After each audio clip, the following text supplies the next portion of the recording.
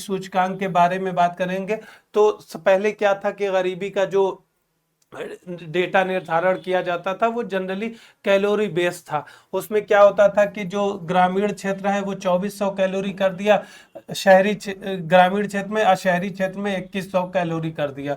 तो इस अब इन दोनों की कास्ट निकाल लेते थे कि इसकी कास्ट शहरी क्षेत्रों में कितनी होगी, इसकी कास्ट ग्रामीण क्षेत्रों में कितनी होगी। तो इसी के आधार पर जितने रुपए हुए, जैसे सपोज करिए कि इसका अगर कॉस्ट जो है 100 रुपए है, 2100 कैलोरी की जो है वो 75 रुपए है। ठीक है, तो इसी के आधार पर अगर जो 75 रुपए से ऊपर वाले लोग हैं वो गरीबी रेखा से बाहर हो जाएंगे, 75 रुपए से ऊपर जो है वो इस गरीबी रेखा से बाहर हो जाएंगे। ये एक सिंपल कॉन्सेप्ट है। ठीक है, अब क्या हुआ कि उसके बाद जब एचडीआई इंडेक्स आया, उसके बाद जब नीति आयोग आया, जो जो पहले ये तेंदुलकर समिति पे है, समझिएगा। ठीक है, फिर उसके बाद क्या, रंगराजन समिति, इसका विरोध किया गया कि ऐसा पॉसिबल नहीं है कि 1800 या 2100 ये इस तरीके का कैलोरी का जो डिमार्केशन है, इसके हिसाब से जो 1500-1600 रुपए एक आदमी के बारे में आ रहा है कि अगर 1500 से ज्यादा कमा ले रहा है तो वो जो गरीबी रेखा से क्षेत्र से बाहर आ जाए। लेकिन ये अपने आप में पूर्ण अवधारणा नहीं है, क्योंकि इसकी वजह से क्या है कि इसमें जो पोषण संबंधी है या स्वास्थ्य संबंधी है, शिक्षा संबंधी खर्च है, वो तो इसमें शामिल ही नहीं है।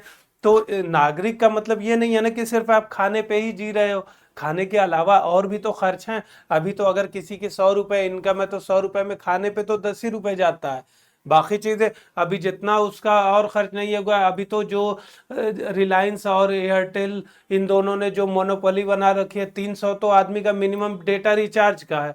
तो अगर एक घर में 4 मोबाइल है, जो कि बहुत कॉमन है, कोई ऐसा नहीं कि बहुत बड़ी चीज या अलग चीज कह रहे, जो कि बेसिक जरूरत है, ऐसा नहीं। जिस तरीके का परिवेश हो गया है, आप डिजिटल क्रांति की बात करते हैं, तो उसमें ऐसी जरूरत है कि एक घर में एक फोन पर नहीं चल सकता घर कोई, क्योंकि जो बाहर जाने वाला है उसको फोन चाहिए, जो घर पे रह रहा है उसको फोन चाहिए। अब स्टूडेंट है या एक बच्चा है, वो स्कूल जा रहा है तो उसको फोन चाहिए कि स्कूल में अगर कुछ घटना हो गई या कोई भी समस्या है या कोई भी चीज के लिए कम से कम कनेक्टिविटी के लिए, कि वरना पर्पज ही इसका डिफीट हो जाएगा। क्योंकि अभी देखा आप लोगों ने, लोग पढ़ाई भी इसी से कर रहे हैं कई, क्योंकि पढ़ाई में जो योगदान है उसमें डिजिटल क्रांति का बहुत अहम योगदान है। तो आप जो है वाईफाई की खर्चे ले लीजिए या मोबाइल के खर्चे ले लीजिए, तो अगर हम एवरेज 3 भी मोबाइल ले लें तो 3 का मोबाइल का 1000 रुपए का तो खर्चा आपका ये है। तो ये तो इसमें ऐड नहीं है, लेकिन अब कोई 1000 का खर्चा ये सीधे सीधे आपको दिख रहा है। और ये हम उनकी बात कर रहे हैं कि अगर फैमिली में सिर्फ 3 मेंबर हैं, पति पत्नी और एक बेटा, हम बड़ी फैमिली की बात नहीं कर रहे हैं कि जिससे आपको कंफ्यूजन हो। तो ऐसे में बहुत बड़ी जनता है जो 10,000 में ही उनका गुजारा भत्ता चल रहा, खर्च चल रहा। अगर मान लीजिए इसको बढ़ा दें तो 10 से 15,000, अगर 15,000 में आ जाएंगे तो आपको लग रहा होगा ऐसे कि बहुत छोटा फिगर है, लेकिन इंडिया की जो 70% जनता इसमें आ जाएगी। 70% जनता का खर्च जो है 10 से 15,000 के बीच में ही उनके पास अवेलेबल रहता है पैसा खर्च करने के लिए। तो ऐसे में इनका जो 1000 रुपए तो सीधे सीधे सिर्फ मोबाइल का आ गया, जो कि कहीं काउंट ही नहीं हो रहा। फिर उसके बाद अगर छोटी सी दूरी का, क्योंकि हम लोग तैयारी किए हैं और आप भी अगर प्रिपरेशन कर रहे हैं तो आपको इस बात का अंदाजा अभी होगा। जैसे हम बहुत रियल एग्जांपल बता रहे हैं, जो कि क्योंकि हमें जो खर्च मिलता था, ठीक है, हम लोगों का खर्च पूरा डिसबैलेंस हो जाता था अगर हमारा सेंटर जो है गाजियाबाद पड़ जाता था। जैसे हम कोई एग्जाम का लिए फॉर्म भरा हमने, तो पहले तो फॉर्म का खर्चा है, 500-600 के फॉर्म आते हैं। अगर आप यूपीएससी या यूपीपीसीएस इन सबों को या बीपीएससी के छोड़ दीजिए, तो अगर कोई आप बैंकिंग के ले लीजिए या कोई अदर जॉब के ले लीजिए तो 500-600 के फॉर्म आते हैं।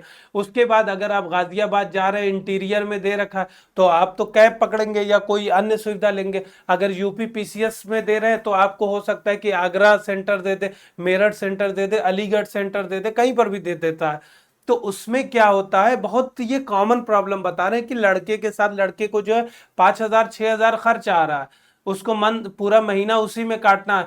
तो वो जो अलीगढ़ जाएगा या आगरा जाएगा तो उसमें उसका 1,000 रुपए कितना भी कम करते करते बचाते 1,000 रुपए खर्च हो जाएगा। अभी लोगों की हालत है कि घर से निकलने पे बाहर 500 कब खर्च हो जाता है पता नहीं चलता। 2 आइसक्रीम 2 चाट पापड़ी खाएगा, 500 खत्म। तो ऐसे में जो ये 10,000 से 15,000 के कॉन्सेप्ट है, इसमें कैसे सरवाइव करेगा आदमी? अगर अगर कोई उसके यहाँ पे पढ़ाई कर रहा है तो उसकी जो अभी ये सामने हमने स्कूलों में देखा है कि जो प्री स्कूल है उनकी फीस जो है 2,000 रुपए है, तो वो कैसे ऐसे में सरवाइव कर पाएंगे? ये वो खर्चे हैं जिनको इस गरीबी रेखा के निर्धारण में जोड़ा ही नहीं गया है। तो एक्चुअल फिगर में मतलब एक्चुअल जो जिंदगी की जरूरत है वो सिर्फ खाने तक ही नहीं होती, खाने के अलावा जो खर्च है वो बहुत ज्यादा है। अभी इसीलिए जो स्ट्रगल फॉर सर्वाइवल है, तो जो स्ट्रगल फॉर सर्वाइवल है उसमें भोजन की आवश्यकता हट गई है। ऐसा नहीं कि भूख से मर रहे हैं, वो तो भूख से सब्सिडी वाले खाद्यान्न मिल जाएंगे जो उससे हम खा के पेट भर लेंगे, लेकिन अन्य जरूरतों का क्या करेंगे जो कि आवश्यक अब पहलू हो गई है। अब ऐसा नहीं है, पहले अभी लाइट के बिना रह लेते थे, लेकिन अभी एक लाइट जो बिजली है वो एक बेसिक बुनियादी वो हो गई है। अगर आप दो लाइट एक पंखा या दो पंखा अगर चलाने वाली एक फैमिली है तो उसके घर का 500 बिल मिनिमम आएगा ही आएगा। तो वो 500 कहाँ पर ऐड हो रहा है? 500 बिजली का बिल, 1,000 इंटरनेट का बिल, इस तो छोटे छोटे खर्चे अगर आप जोड़ेंगे तो आपको समझ में आएगा कि ये कब का ब्रीच हो गई है लिमिट। ठीक है, तो ये क्या है कि ये जो गरीबी का चक्र है ये चलता रहता है। और फिर अगर आप मतलब ये एक डेटा बता रहे हैं, वो मुझे एग्जैक्ट रिपोर्ट याद नहीं आ रही है, लेकिन उसमें था कि जो भारत के 40% लगभग लगभग 40% जनसंख्या जो अमीर है या गरीबी रेखा में नहीं है, ठीक है, लेकिन अगर ये 40% आबादी में इनकी जो फैमिली है, इनके घर का अगर एक आदमी बीमार पड़ जा रहा है, सिर्फ सिर्फ एक आदमी बीमार पड़ जाता है और 2 से 3 दिन हॉस्पिटलाइज हो जाता है, या फिर कोई ऐसी मतलब उसको मतलब समस्या आती है जिसका जो निदान जो थोड़ा समय का है, हम ये कैंसर की बात नहीं कर रहे हैं, हम छोटे मोटी ही बातों का, हाथ टूट जाए पैर टूट जाए उन्हीं की बात कर रहे हैं।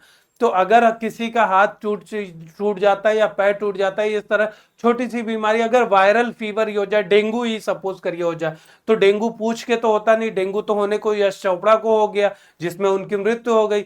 तो डेंगू जैसा तो इसके लिए तो कुछ गरीब और अमीर जैसा प्रावधान या देख के आ नहीं, गरीब इंसान तो और ज्यादा उससे वल्नरेबल है और ज्यादा प्रभावित होने की संभावना है। तो ऐसे में 40% आबादी में अगर एक आदमी बीमार पड़ जा रहा है, ये अमीर आबादी जो सरकारी डेटा के हिसाब से अमीर है उनकी हम बात कर रहे हैं, गरीबों को तो छोड़ दीजिए, गरीबों की तो हालत कीड़ों मकोड़ों वाली है। लेकिन ये 40% जो बीपीएल कार्ड धारक नहीं है, इनके घर का अगर कोई एक आदमी बीमार पड़ जाता है तो ये गरीबी रेखा के अंदर चले आते हैं। क्योंकि अब ऐसी हालत है कि आप जो है छोटे मोटे खर्चे में, अभी आप डेंगू के किसी को मरीज को कोई हॉस्पिटल में लेके जाइए, हॉस्पिटलाइज करिए, तो वहां से 40 से 50 हजार कब आपके चले जाएंगे? क्योंकि कहीं ना कहीं सारी जगह प्राइवेटाइजेशन है। अब डेंगू में सीरियस मरीज है, उसको आप सरकारी में लेके गए तब तो आप लाश ही लेके निकलेंगे, बहुत कम चांस है कि आप उसको जिंदा लेके निकले, क्योंकि वो खुद ही ओवरलोडेड है। वहां पर भी उनकी किसी की गलती नहीं है, लेकिन वहां पर जो है जो कैपेसिटी है उससे ज्यादा मरीज ऑलरेडी है। एम्स में कितने लोग, आप कभी डेटा देखिएगा जो सामने नहीं आता, एम्स में जो हजारों लोग उसके इमरजेंसी वार्ड में दम तोड़ देते हैं। ये आप कभी गौर करिएगा, या कोई गया हो वहां पर तब उनसे पूछिएगा कि इमरजेंसी में कितने लोग राह ही तकते रहते हैं कि उनको बेड मिल जाए या उनको उसमें एडमिशन मिल जाए, लेकिन वो इमरजेंसी जो वार्ड होता है, जो स्टार्टिंग होता है, वहीं पर वो दम तोड़ देते हैं, वहीं से लोग घर लेके चले आते हैं। तो हालत है ये। जो गरीबी का डेटा आता है कि अब सिर्फ जो अभी अभी रिसेंट, हम ये बातें सिर्फ आपको इसलिए बता रहे हैं कि अभी रिसेंट में ही डेटा आया था कि सिर्फ आप जो है भारत में 5% लोग ही गरीब है। तो वो जो गरीब है उनको तो आप छोड़ दीजिए, उनकी तो हालत ऐसी है कि वो सच में अगले टाइम के खाने का नहीं है। न उनको नौकरी की सुरक्षा है, न उनको खाने की सुरक्षा है, न उनको जीवन यापन की सुरक्षा है। आप जिस मनरेगा की बात कर रहे हैं या आप जिस एलपीजी स्कीम की बात कर रहे हैं, इसमें क्या करते हैं प्रधान? मनरेगा के नाम पे काम तो होता नहीं, जो काम होता है वो जो 10% 20% होता है। मनरेगा के नाम पर प्रधान जो है 5,000 रुपए देता है, 5,000 में से वो 4,000 खुद लेता है, वो 1,000 रुपए देता है उसको। तो सरकारी आंकड़ों के हिसाब से तो उसके इंसान उस इंसान के पास जो है 5,000 गया, लेकिन एक्चुअल में उसके पास 1,000 गया, वो भी एक तरह से कमीशन की तरह। अगर आप इसको लार्जर पर्सपेक्टिव में समझे तो वो मनरेगा के नाम पे जो काम करने वाला है वो म्यूल अकाउंट का काम कर रहा है। अगर हम इसको मतलब हम ओपन मतलब पर्सपेक्टिव से बता रहे हैं, अगर आप दिमाग खोल के चीजों को सोचें तो वो एक तरह से म्यूल अकाउंट का काम कर रहा है, जो कि जो ग्राम प्रधान को सर्विस दे रहा है, या जो बीडीओ ब्लॉक का या जो अधिकारी है वो सर्विस दे रहा है, क्योंकि पैसा सरकार से आ रहा है और वो एज अ म्यूल अकाउंट काम करने के लिए अपना जो कमीशन जो है 1000 रुपए रख रहा है, 500 रुपए रख रहा है, अब बाकी के पैसे जो है प्रधान बीडीओ ले रहे हैं। तो उसको एक्चुअल में फायदा क्या है, क्योंकि सोशल ऑडिट नहीं होती इसकी, इस प्रकार मॉनिटरिंग एजेंसी नहीं है। अभी आप देखिए नल मिशन के, जो नल मिशन इतना चला है कि जल नल मिशन, जिसमें जो है घरों पर जल के नल के थ्रू जो है जल पहुंचाया जाए, जिससे या पानी की सुविधा पहुंचाई जाए जो पीने योग्य हो।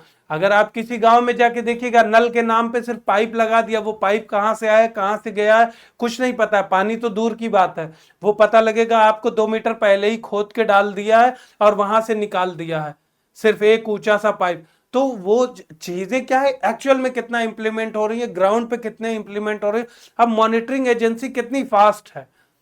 होता क्या है कि हर जगह जो चेक एंड बैलेंसेस वाली अभी सुविधा उतनी उत्पन्न नहीं है। तो बात यहाँ गरीबी की है। तो जो डेटा एकत्र किए जाते हैं वो गांव के या शहर के किसी एक चाय की दुकान पे या गांव के चौक पे बैठ के जो डेटा आप कलेक्ट करते हैं या डेटा कलेक्ट करने वाली मशीनरी काम करती है, उससे आप एक्चुअल डेटा पर नहीं पहुंच सकते या एक्चुअल डेटा की स्थिति पर नहीं पहुंच सकते। जैसे ये सारे आपको एग्जाम्पल दिए कि कोई भी नॉर्मल इंसान की फैमिली में 10 से 15 हजार 20 हजार कहाँ पहुंच जाएगा, अभी इस महंगाई के दौर में वो पता नहीं है। खाने की बात जो है वो अलग है, ये चीज ध्यान में रखिएगा। अगर आप कभी एग्जाम में खास तौर से जब एस्से लिखते हैं या फिर अगर कभी इंटरव्यू की बात आती है, क्योंकि आपको ग्राउंड रियलिटी, चाहे आप उसको अप्लाई करें चाहे न करें, लेकिन आपको जानना जरूरी होता है। जैसे कि एक कोटेशन है कि ये चाणक्य ने भी कहा था और फिर ये कई वेस्टर्न फिलोसफर भी द्वारा किया कहा गया कि आप करप्शन करें या न करें इस बात से फर्क नहीं पड़ता, लेकिन एक अच्छे एडमिनिस्ट्रेटर होने के लिए आपको ये पता होना चाहिए कि करप्शन किस तरीके से किया जा सकता है। क्योंकि अगर आपको ये नहीं पता होगा कि करप्शन किया किस तरीके से जा सकता है तो आप उस चीज को कैसे दूर करेंगे। इसीलिए आपने देखा होगा कि जो टेस्टिंग होता है या फिर किसी चीज को जो रिव्यू होता है, रिव्यू करने वाले या क्रिटिसाइज करने वाले, उनकी सबसे ज्यादा सैलरी होती है। अब आईटी सॉफ्टवेयर की बात करेंगे तो जो सॉफ्टवेयर को कोड को जो ब्रेक करता है या जो हैक करता है, जो जिसको हम इथिकल हैकर कहते हैं, उनकी सैलरी सबसे ज्यादा होती है। उसके पीछे वही वजह है कि जो इंसान तोड़ सकता है वो कहीं ना कहीं उसका लूप होल दिखा रहा है। उसी प्रकार एडमिनिस्ट्रेशन में सबसे एक अच्छा एडमिनिस्ट्रेटर होने के लिए या एक अच्छा प्रशासक होने के लिए आपको उन पहलुओं को जरूर जानना है जहां से करप्शन हो रहा है या जहां से समाज में अव्यवस्था उत्पन्न की जा सकती है। जिन पहलुओं के आधार पर अगर आप उसको जानेंगे तो उससे संबंधित समस्याओं को या उससे संबंधित सभी पहलुओं को आप संबोधित या एड्रेस अच्छे तरीके से और इफेक्टिव तरीके से कर पाएंगे। तो ये सारे डेटा है जो एनएसओ द्वारा कलेक्ट किया जाता था पहले, ठीक है। तो अब जो है इसको और ज्यादा डाइवर्सिफाई कर रहे हैं। तो ये वही चीजें इसके बारे में बात क्यों कर रहे हैं, क्योंकि जो थाली की एक्चुअल लागत को निकालने के लिए ये सारे कार्य किए जा रहे हैं। और कार्य किए जाने का मतलब, आपको अगर पिछला बैकग्राउंड याद है कि कैलोरी सेवन पे या जो भौतिक आवश्यकताओं को या खाद्य आवश्यकताओं के आधार पर किया जा रहा है, तो आपका एक बेसिक जो रैशनल दिमाग होगा वही आप निकालेगा कि किन किन चीजों की गरीबी रेखा के निर्धारण में जरूरत होगी। तो आप अपने आप उन पॉइंट्स को जान जाएंगे जिन पॉइंट्स को गवर्नमेंट या सरकार आगे अपनी रणनीतियों में ऐड करेगी, ठीक है। एक यूपीएससी एस्पिरेंट का मतलब यही होता है कि आपको हर चीज किताब में ना देखनी पड़े, कुछ चीजें आप रैशनल तरीके से सोचें। और अगर आप भी वही काम कर रहे हैं कि हर चीज किताब में खोज रहे हैं, हर चीज हेडलाइन में खोज रहे हैं, या फिर आप अगर कॉन्सेप्चुअल क्लैरिटी में आप धोखा खा रहे हैं, उन चीज को नहीं समझ पा रहे हैं और डेटा पर बहस कर रहे हैं, तो सिंपल सी बात है कि आप कहीं ना कहीं सही से तैयारी नहीं कर रहे हैं, ठीक है। तो कुछ चीजें जो है अपने से निकाल लिया करिए, तो उससे आपको मेंस में लिखने की हैबिट डेवलप हो जाएगी और आप अच्छा आंसर लिख पाएंगे, ठीक है। तो जो पारंपरिक गरीबी मानदंड थे उन पर प्रश्न किया गया, तो वही चीज जिसकी बात, कैलोरी सेवन और शारीरिक आवश्यकताओं पर गरीबी की माप की गई, उसको जो है हटाकर बोला गया कि वास्तविक जीवन के जो अभाव हैं उनको जो है मतलब एड्रेस किया जाए या उनको शामिल किया जाए। अब थाली सूचकांक का परिचय, इसमें क्या करेंगे, इसमें उन सारी चीजों को ऐड करेंगे जो पहले जो है नहीं थी, जैसे कि जीवन लागत की जो स्पष्ट तस्वीर है उन चीजों को शामिल करना, उपभोग पैटर्न और जो कीमतें हैं उनका क्षेत्रीय आधार पर निर्धारण करना, क्षेत्र विशिष्ट जो संकेतक है उनका प्रयोग करना, रियलिस्टिक करना, रिलीवेंट चीजों को ऐड करना, ठीक है, इस प्रकार। फिर नीति एवं सब्सिडी की पारंगत जो प्रासंगिकता है उसके बारे में भी एक जो व्यवहारिक दृष्टिकोण अपनाने की अब बात की गई, जिससे जो एक्चुअल में समावेशी विकास हो सके, तो इन चीजों की बात की गई। और सब्सिडी के बारे में कोई भी डिसीजन लेने से पहले जो एक क्यूमुलेटिव अप्रोच अपनाए जिसमें जो है सबको कहीं ना कहीं फायदा हो। इसी से एक इंपॉर्टेंट टर्म होता है पीपीपी, परचेजिंग पावर पैरिटी, इसको समझ लीजिएगा, ठीक है, कभी बता देंगे, अभी बताएंगे तो ऑलरेडी फिर जो है लेक्चर जो है लंबा हो जाएगा। पीपीपी जो है वो क्रय क्षमता पर आधारित होता है, ये वैश्विक स्तर पर यूज किया जाता है। तो ज्यादातर डेटा क्योंकि पीपीपी पर निकाले जाते हैं तो इसलिए हमें जो है सारी चीजें हरी भरी दिखती हैं, एक्चुअल चीजें अलग होती हैं, क्योंकि चीजें जो है इनमें जो एक्चुअल में मार्केट की डिमांड और सप्लाई पर बेस्ड होती हैं। तो ये पीपीपी से अलग डेटा निकल के आता है। और जो अब जैसे कि हम इस वर्ड का इस्तेमाल इसलिए किए कि जो वर्ल्ड बैंक था पहले $1 था वर्ल्ड बैंक का, अभी जो है $3 कर दिया है, ठीक है। जो $3 का कॉन्सेप्ट लेके आया है कि $3 मिनिमम जो है कमाने वाला है पर पर्सन, जो $3 उसकी आवश्यकता है बेसिक। तो ये $3 के भी कॉन्सेप्ट है कि अगर ये $3 को अगर पीपीपी पर लेंगे तो अप्रोक्सीमेट जो है 20-25 रुपए चल रहा होगा पीपीपी पर।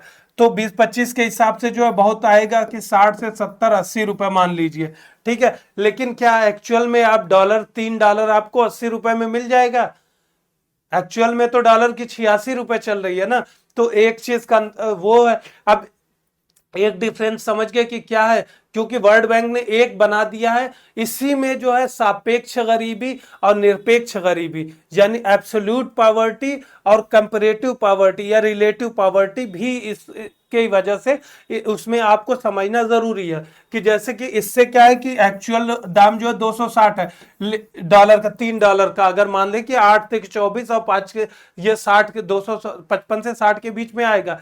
तो एक्चुअल में ये 60 इसलिए किया गया है कि ये पीपीपी का मतलब ये होता है कि जैसे 1 किलो आम खरीदने के लिए इंडिया में जैसे अगर यूएसए में 260 रुपए यानी $3 देना पड़ेगा, तो इंडिया में वो 1 किलो आम जो है 60 रुपए में ही आ जाएगा, ठीक है। यानी क्रय शक्ति समता इसको कहते हैं। तो जो सामान जैसे एक फ्रिज हो या एक टीवी को जो पे करने के लिए वहां पर अगर $3 देना पड़ रहा है, तो इंडिया में जो है वो चीज जो है 60 रुपए में ही आ जाएगी। तो दोनों के बीच में जो बैलेंस बनाया जाता है या दोनों के बीच में रिलेशन का निर्धारण किया जाता है उसको बोलते हैं पीपीपी या परचेजिंग पावर पैरिटी, ठीक है। उसका भी गरीबी निर्धारण में जब अंतरराष्ट्रीय स्तर पर इस चीज का काम करते हैं, इसकी गणना करते तो वहां जरूरी हो जाता है। दूसरा जो है जो एब्सोल्यूट पॉवर्टी और जो रिलेटिव पॉवर्टी है वो इसी से कॉन्सेप्ट रिलेटेड है, इसीलिए आपको बता रहे। तो एब्सोल्यूट पॉवर्टी की बात करें या जो एब्सोल्यूट पॉवर्टी जिसको बोलते हैं, उसमें क्या होता है कि जैसे कि अब ये $3 बोल दिया, ठीक है, कि $3 है। अब $3 से जो भी ऊपर है, जो भी ऊपर है वो जो है वो गरीबी रेखा के बाहर है, ठीक है। वो $3 से जो भी नीचे है वो गरीबी रेखा से नीचे है। उसी तरह आप समझिएगा कि आप बोर्ड के एग्जाम में जैसे 33% से ऊपर जिसके है वो सब पास है, ठीक है, और 33% से कम जो है वो सब गरीब है। तो ये क्या है, एब्सोल्यूट पॉवर्टी कहे जाते हैं कि एक फिक्स लाइन खींच दी गई, उसके ऊपर चाहे सारे के सारे हो जाए, 100 के 100 लोग हो जाए, अगर उसके नीचे जो है 100 के 100 लोग आ जाते हैं तो 100 सब गरीब हो जाएंगे, ठीक है। ये होती है एब्सोल्यूट गरीबी या निरपेक्ष गरीबी, ठीक है। दूसरी क्या होती है, सापेक्ष गरीबी या जो है उसको रिलेटिव पॉवर्टी बोलते हैं। अब रिलेटिव पॉवर्टी जैसे वर्ड से ही डिफाइन, इसको समझ लीजिए क्योंकि एग्जाम में डायरेक्ट पूछ देता है कभी कभी, ये हम इस चीज को समझने के लिए आपको बस बता रहे। तो रिलेटिव पॉवर्टी में क्या होता है कि जैसे क्या है कि अगर दोनों लोग जंगल में ही रह रहे हैं, ठीक है, कोई ऐसे क्षेत्र में है कि दोनों लोग किसानी कर रहे हैं और फिर सब चीजें है, सब बराबर है, ठीक है, फिर उस गांव का कोई एक आदमी शहर जाता है और कमा के लाता है, पैसा ज्यादा लाता है, वो अपना घर बना लेता है, बड़ा सा आलीशान घर बना लेता है, टीवी खरीद लेता है, फ्रिज खरीद लेता है, गाड़ी ले लेता है।